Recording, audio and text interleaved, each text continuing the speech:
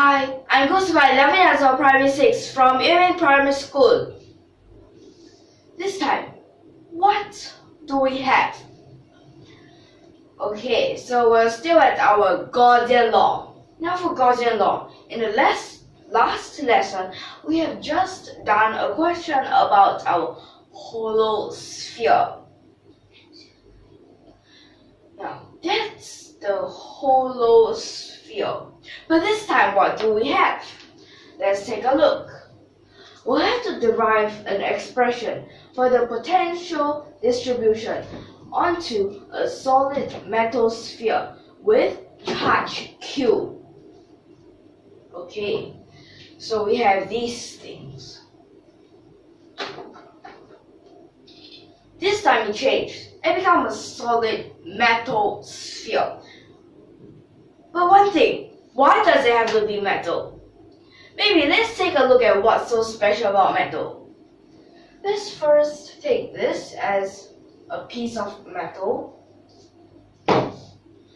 So here's a piece of metal.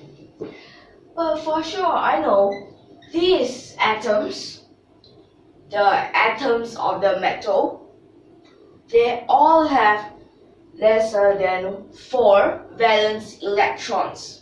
It must be valence electrons on the outside, outmost shell for this atom. So it's less than 4. That means these electrons, they can be lost easily. They could be given away easily. So we can give them some names. So let's see. First name, a free electron. Now, why do we call it free? It can be given away for free at any time. Well, that's possible. Maybe because of that, we call it free. Then the second name, we're gonna call it mobile phone. Now, wait, it sounds like as if it's like a vehicle. It's like as if it can go to any atom at any time it wants. It's movable. Okay, so that's for mobile. Then how about the last word that we can use? Now, what kind of word can we use for that? Now, what's that? Unlocated, unlocalized.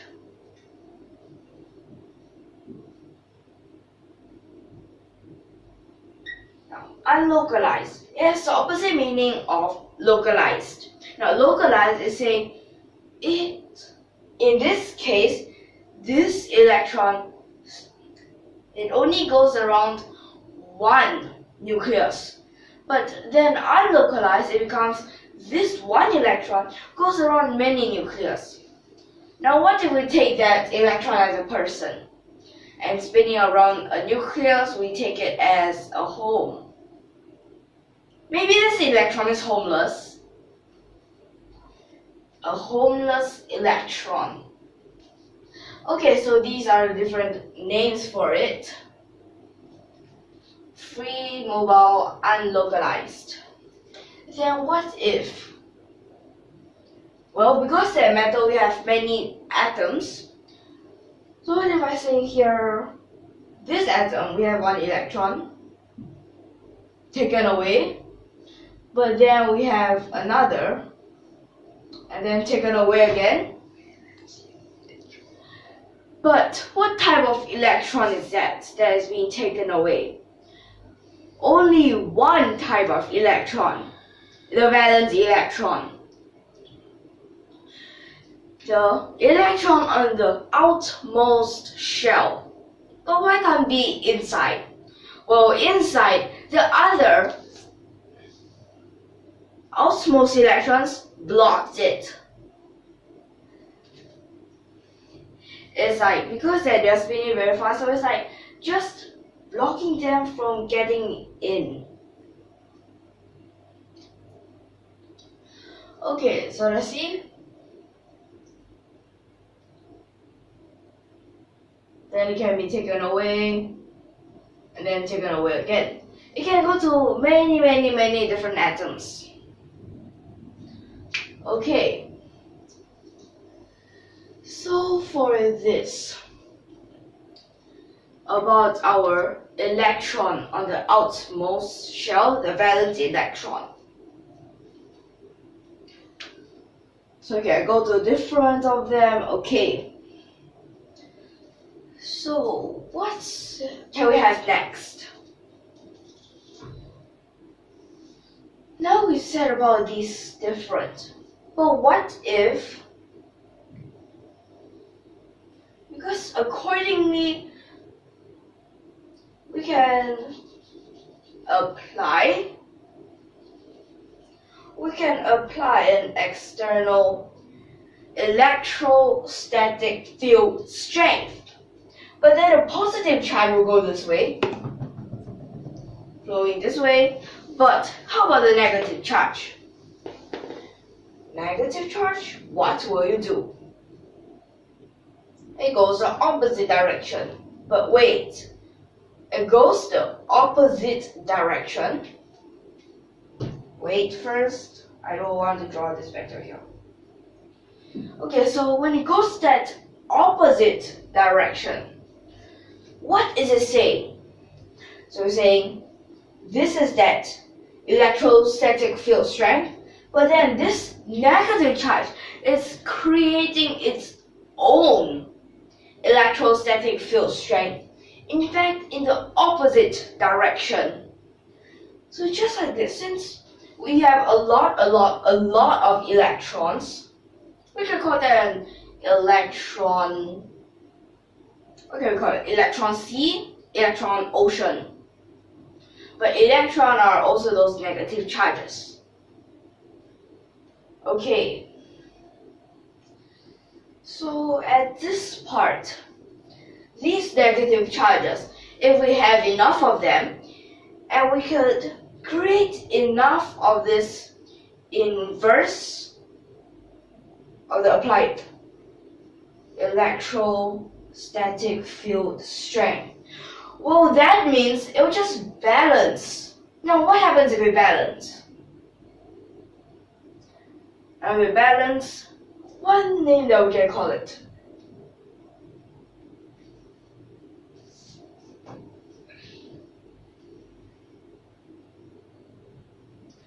Electrostatic equilibrium. Like this. Electrostatic equilibrium. But you have to take note that they does not just the end. They just keep continuing, but it's just balanced. Both are balanced. So that is why inside you can't feel anything, but outside they're actually, this force still acting. Force for a negative charge is still acting. Okay, like this. But if it is like this, and also one more thing that I want to tell you. This does not go inside there. Now what happens is that, in this case, a sphere, it's just like, we can say, for example, 3 coulomb. But then they're all on this surface. The surface of this sphere. But is it possible for here to be 9 coulomb? But here's a negative 6 coulomb. It's possible. Why? When you put them together, it's still 3 coulomb. But you can put a positive charge here, so that it will try the negative charge, like this. Since the positive will attract the negative. But this, what is it like? It is inducing this metal. Okay, so I think that's all that we need to know. But after I said about this Do you realize something? Okay, let me tell you what you should have known. It is exactly like a hollow sphere. It is exactly a hollow sphere. Since the charge are only on the surface, inside blank. Okay, so I think we can start it now.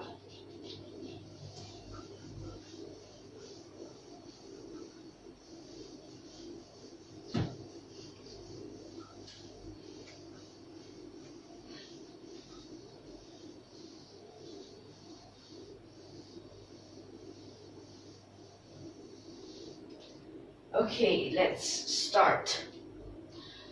So for this question, what would we have first? So we want to find its potential distribution. Now we want its potential distribution.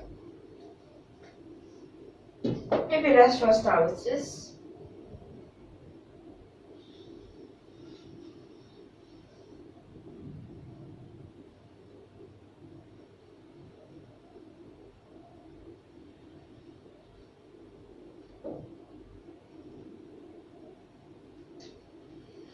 This. Okay, well, just a little bit. Okay. So we can say that here is its center.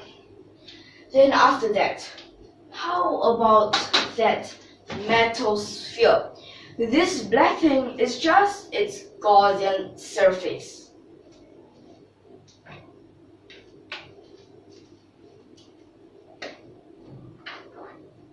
So next up here,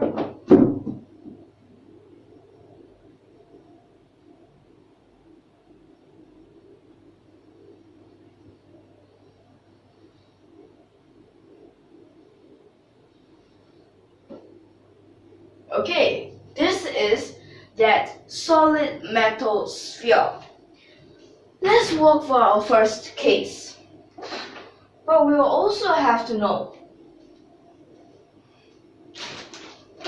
I think first, what do we have to know?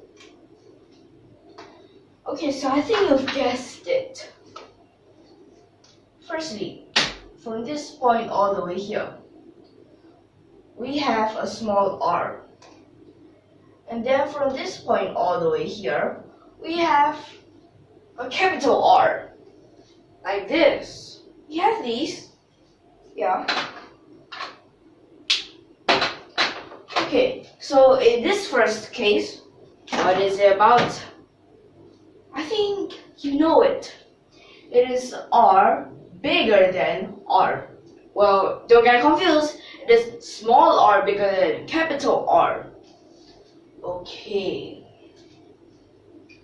So what do we have here? Gaussian Law. Surface integration. So here A. There you have E vector dot dA vector.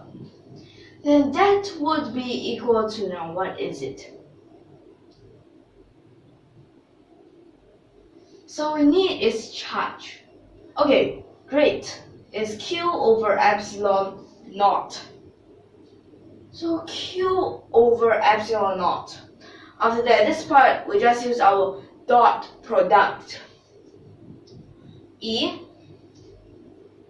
then inside here, surface integration. But you have to be careful. Which is it for?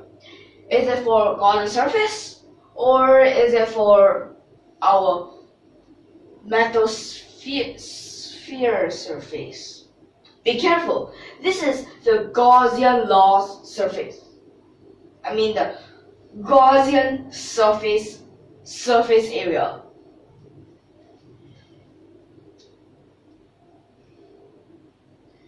So that means for this, 4 pi r square. So Q over epsilon naught divide. So E would be Q over 4 pi epsilon naught r squared. Still the same thing about what we have learned in our Coulomb's law. Let's see, how about our second case, r smaller than r. The small r smaller than capital R.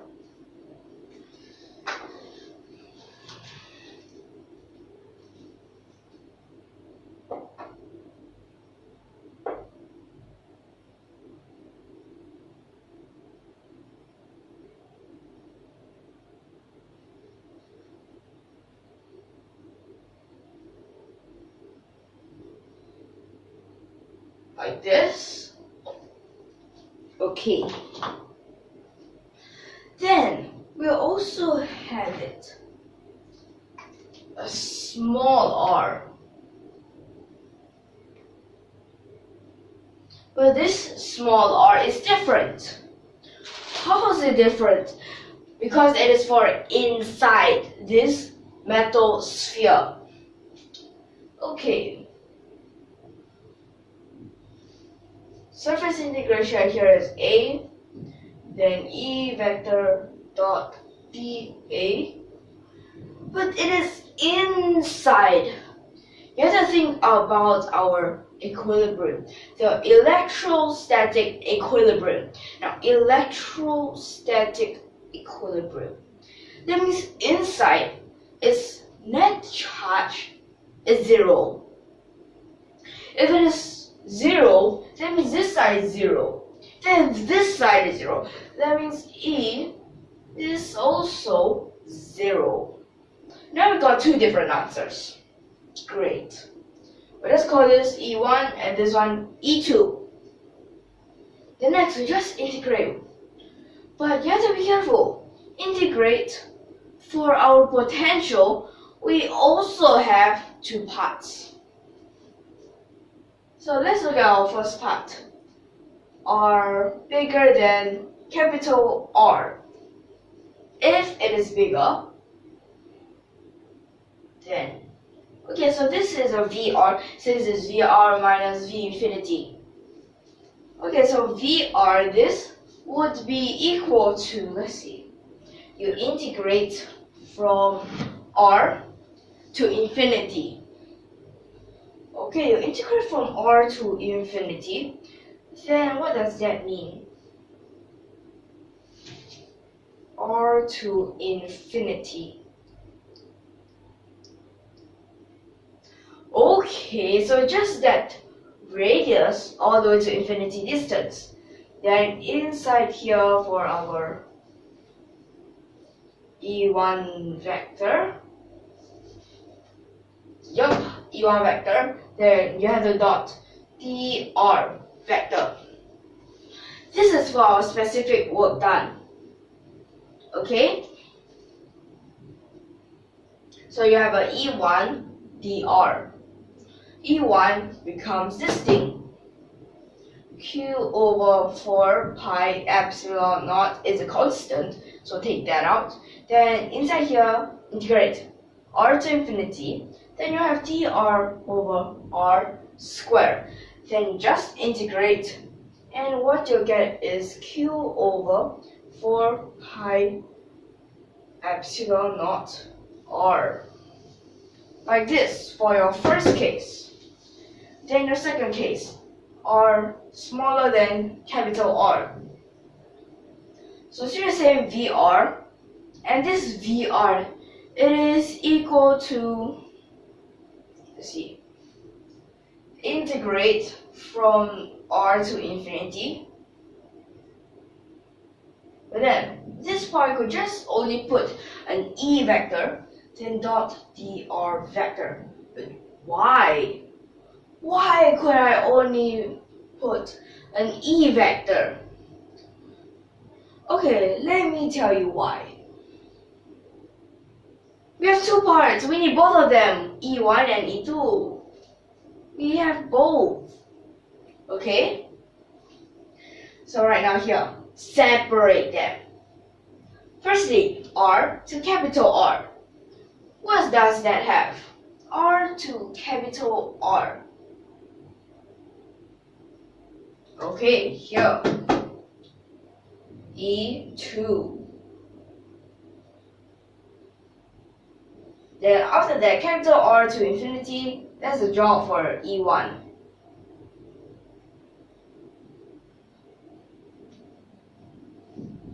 Then here, 0, don't care. Then this part, similar enough.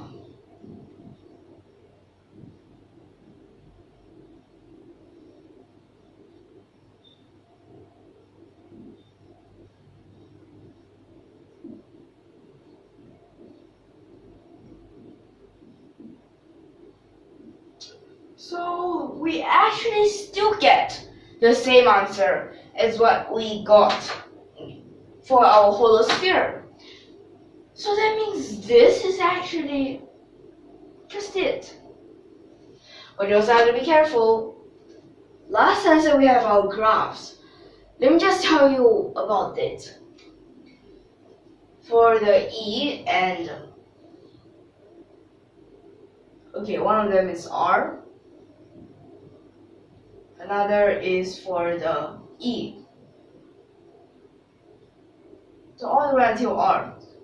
First part, 0 to R.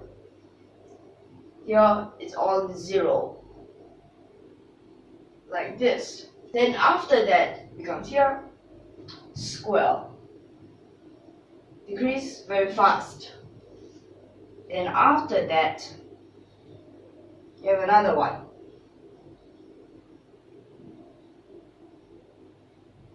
Wait, now this is the V. Here is R. Let's take a look. First part is a constant. And let me just tell you what this is like.